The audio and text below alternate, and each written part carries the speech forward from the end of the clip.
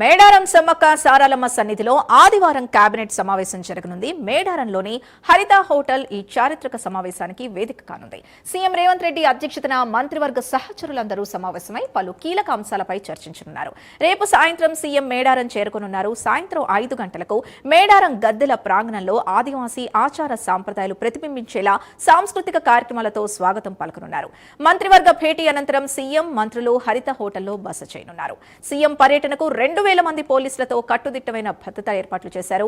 మంత్రి సీతక్క దగ్గరుండి ఏర్పాట్లను పర్యవేక్షిస్తున్నారు. ఇదే అంశానికి సంబంధించి పూర్తి డీటెయిల్స్ మా కరెస్పాండెంట్ తిరుపతి అందిస్తారు.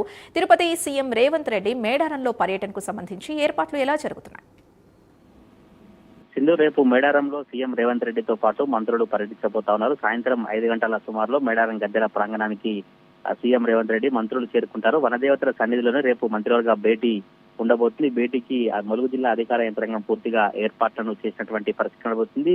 ఎప్పుడు లేని విధంగా ఈసారి మేడారంలోనే మంత్రివర్గ భేటీ జరగబోతున్న నేపథ్యంలో రాజకీయ వర్గాల్లో చాలా ఆసక్తికర చర్చలైతే కొనసాగుతున్నాయి. ఎందుకని ఈ సాంప్రదాయాన్ని సీఎం రేవంత్ రెడ్డి తీసుకున్నారు? గతంలో ఎప్పుడైనా సీఎంఓ కావచ్చు లేదా హైదరాబాద్ లోనే మంత్రివర్గ భేటీ ఉండేది. కానీ మొట్టమొదటిసారిగా మేడారం సన్నిధిలోని సమ్మక్క సారలమ్మ అమ్మవార్ల సన్నిధిలో రేపు సాయంత్రం ఈ మంత్రివర్గ భేటీ జరగబోతున్న నేపథ్యంలో ఎటువంటి అంశాలు కావచ్చు, ఎటువంటి చర్చలు కొనసాగుతున్న చర్చ అయితే కొనసాగుతున్న పరిస్థితి కనబడుతుంది. ఈ నేపథ్యంలో సాయంత్రం హరిత హోటల్ ప్రాంగణంలో మంత్రివర్గ భేటీ ఉన్న నేపథ్యంలో ములుగు జిల్లా ఎస్పీ సుధీర్ కావచ్చు, కలెక్టర్ మంత్రి సీతక్క అక్కడే ఉండి ఏర్పాట్లను చేసినటువంటి పరిస్థితి కనబడుతుంది. ప్రత్యేకంగా 300 మంది బస్ చేసేలా ఏర్పాట్లు చేస్తున్నారు. ముఖ్యమంత్రి, మంత్రులు హరిత హోటల్లోనే బస్ చేస్తారు. ప్రస్తుతం హరిత హోటల్లో 16 గదులు ఉన్నాయి. టెంట్ సిటీలో మరొక 44 తాత్కాలిక గదులను ఏర్పాటు చేసినటువంటి పరిస్థితి కనబడుతుంది. తాడ్వాయి హరిత హోటల్ రిసార్ట్ కావచ్చు, లక్నవరం, రామప్ప, ములుగులోని మిగతా వసతి గృహాలను కూడా అధికారులు ముందస్తుగానే బుక్ చేసుకున్నారు. ఎందుకంటే సీఎం కోచ్, సీఎంతో పాటు మంత్రులు, ఇతర అధికారులు పెద్ద సంఖ్యలో మేడారానికి వచ్చేటువంటి నేపథ్యంలోనే అందరికీ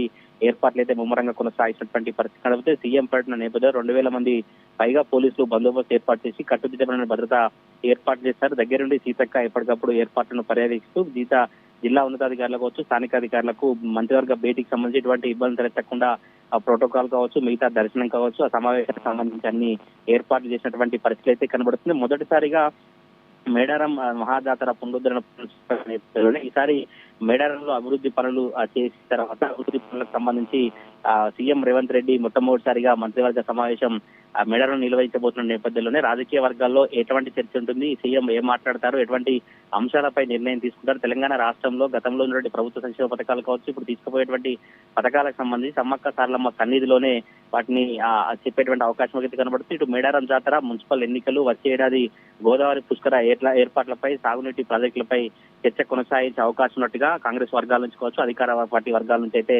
సమాచారం పరిస్థితి కనబడుతుంది. రేపు సాయంత్రం ఉదయం అంతా ఖమ్మంలో పర్యటించిన తర్వాత సాయంత్రం 5 గంటల ప్రాంగణంలో 5 గంటల సమయానికి సీఎం రేవంత్ రెడ్డి మంత్రులు మేడారంకు చేరుకుంటారు. Sindhu. Right, thank you Tirupati.